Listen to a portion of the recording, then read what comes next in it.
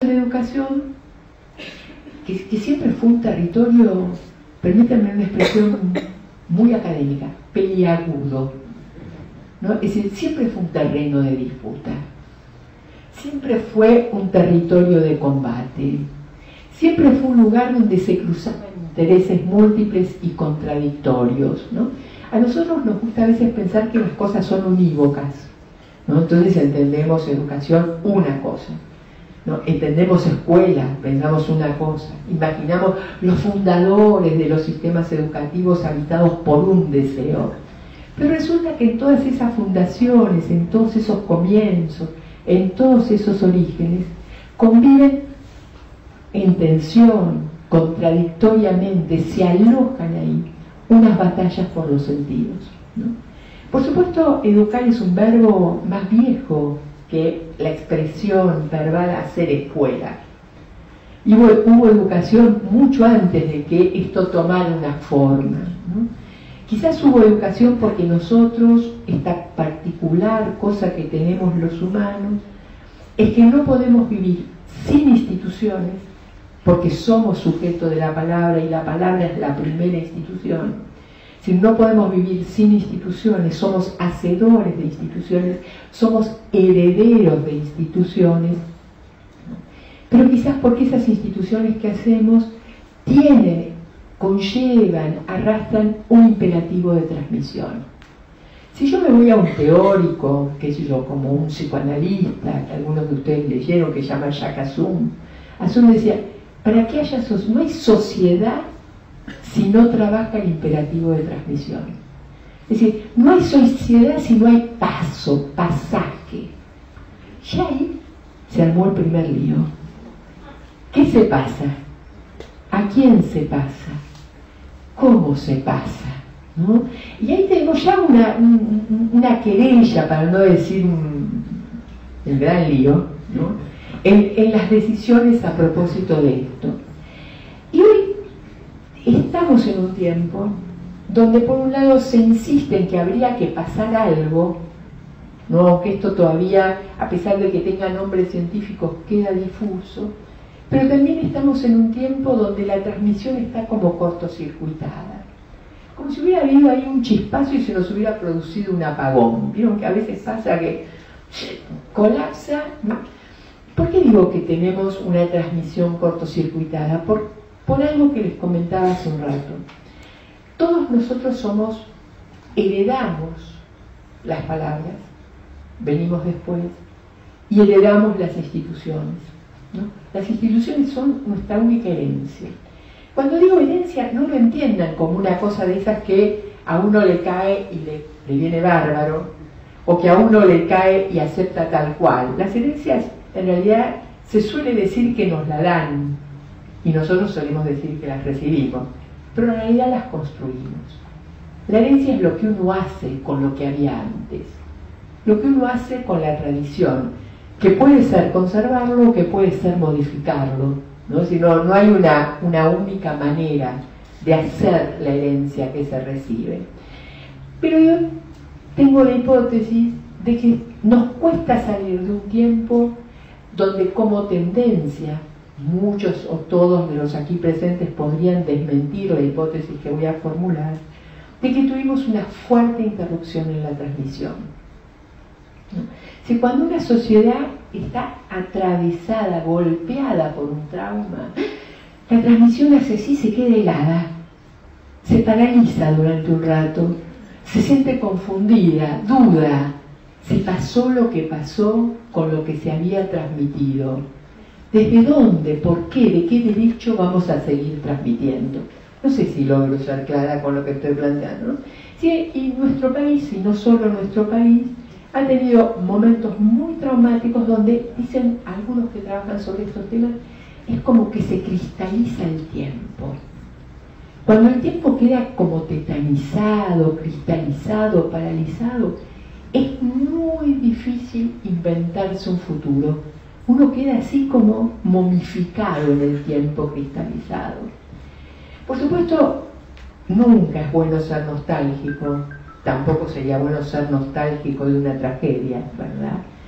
Tampoco, si no es bueno ser nostálgico, porque la nostalgia va hacia el lado del silencio, va hacia el lado del mutismo, va hacia el lado de la imposibilidad de vivir, de la renuncia de vivir. Hacia ahí va la nostalgia. Pero así como esto nos hace problema para buscar sentido, con esto lo que intento decir es no se trata de agarrar un sentido del pasado, sacarle el polvo, ponerle un poquito de blend, ilustrarlo un cachito y volverlo a poner en la mesa, no es con nostalgia que se puede inventar, tampoco es con fugas hacia el futuro sin pensar críticamente lo que acontece en el presente. Se preguntarán por qué traigo esto, porque con la cuestión de los sentidos podríamos estar colocados exactamente en el mismo punto que Carlos Vázquez describe, obstinados en encontrar el sentido singular, un sentido, uno, no dos, ni tres, ni cuatro, uno, dicho en un tono, formulado en un modelo, escrito en un único proyecto. Y eso me parece que nos evitaría, nos impediría, para ser más exactos, salir a la búsqueda de algo que sin duda está en juego. Los sentidos de la educación son múltiples. Son múltiples y quizás no sean totalmente coincidentes, ¿no? Parece que podrían convivir respecto a un sentido posible del sistema educativo, una tendencia que los nuevos sociólogos críticos llaman el regreso de la escuela capitalista, envuelta en otro papel, ¿no? Es como si le hubieran comprado otro envoltorio, le pusieron otro moñito, pero nos la vuelven a colocar. ¿Qué quieren decir con el regreso y el fortalecimiento de una nueva escuela capitalista? Quiere decir una escuela cuyo sentido, una parte de su sentido está dado en asegurar el más de lo mismo de lo que ya tenemos, ¿no? Esto que Bourdieu decía, la reproducción. Por supuesto, a Bourdieu lo podemos criticar, la escuela no solo reproduce aunque lo intente, o podemos decir, felizmente intenta reproducir, pero felizmente ahí hay unos sujetos que, a pesar de la fuerza de la reproducción, abren unas puertas, habilitan unas oportunidades, dan unas ocasiones y cambian el tablero para muchos. Pero lo que algunos sociólogos dicen en la actualidad, estamos viendo el regreso de la escuela capitalista, ¿no? Bajo otras palabras, la equidad, ¿no? Bajo la vieja fórmula renovada de la igualdad de oportunidades que siempre se supo que era mentirosa, pero que sigue teniendo una cierta capacidad de volvernos crédulos a esa ilusión, ¿no?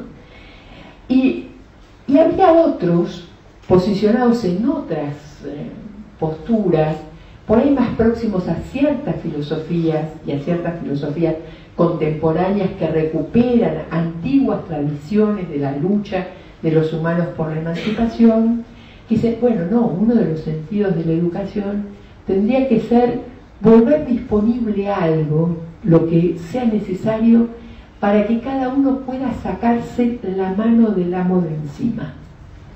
¿Se acuerdan? Es decir, el primer concepto de emancipación se refería a que los siervos y los esclavos tenían que salir, ¿no? Y tenían el gesto, porque los amos, ¿no? Los señores, los grandes señores, los grandes propietarios, definían con el alcance de su mano la frontera de su territorio, el alcance de su propiedad y la propiedad de sus siervos, ¿no?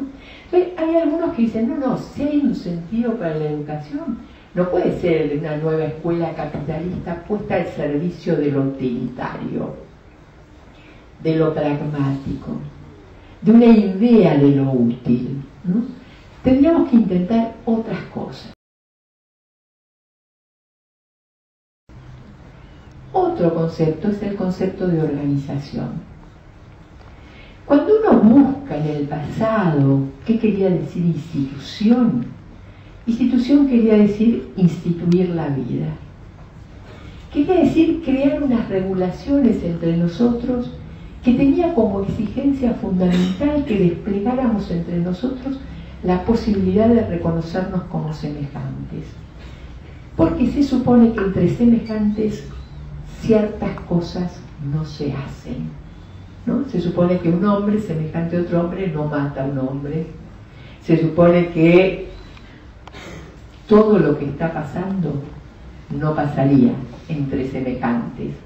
Esto puede pasar porque la noción de semejanza se encogió también, ¿no? Entonces la palabra institución, que viene de ahí, del vitam instituere, del derecho romano, ustedes muchas veces me han escuchado decir esto, es una palabra de una enorme nobleza, porque los humanos somos sujetos de instituciones, ¿no? Somos hacedores de instituciones, también demoledores de instituciones, ¿no? A veces también las bombardeamos, las dinamitamos, pero a veces, sin ser tan explícitos, tan expansivos, tan sonoros, a veces hacemos lo siguiente.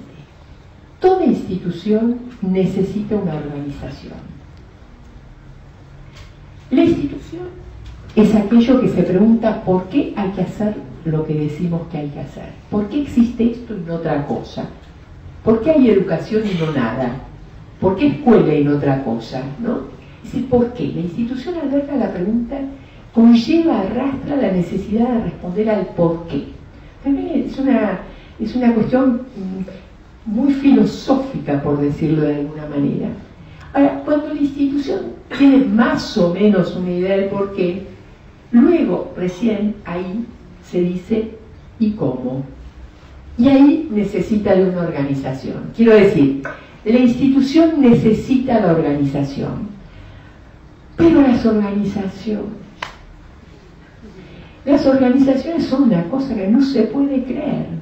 Quieren todo para ellas. Y cuando las organizaciones se entronizan y dicen todo tiene que estar al servicio de la organización, es decir, dejan de preguntarse acerca del por qué para volverse el cómo, la institución, ¿saben qué le pasa? Languidece como cuando nos deja un amor. ¿Vieron cuando alguien se va, ¿no? Como se marchita como una flor, deja caer su sentido. Entonces, la cuestión es poder distinguir ese matiz entre esas dos nociones. Sabiendo que institución es algo de una experiencia, o es, a ver, digámoslo así, es una experiencia que tiene tal característica, dice Merleau-Ponty, que dota a otras experiencias de sus sentidos.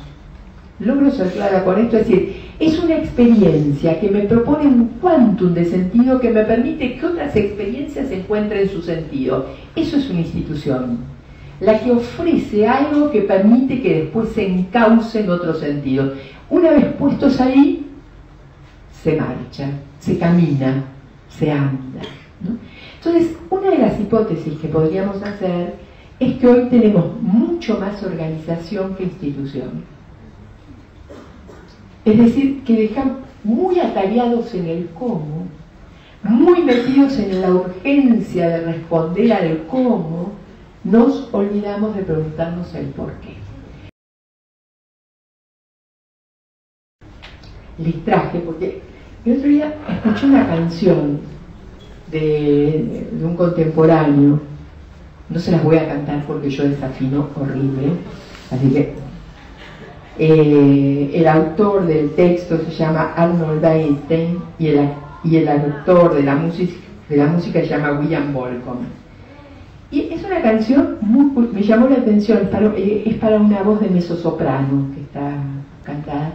Cuando uno la escucha tiene una característica muy particular, casi todo es estribillo. Es decir, el texto se repite y se repite y se repite. ¿Y cuál es el texto? El estribillo, ¿no? Pero fíjese lo que dice el estribillo. Lugares para vivir. Lugares para vivir. Dadme lugares para vivir.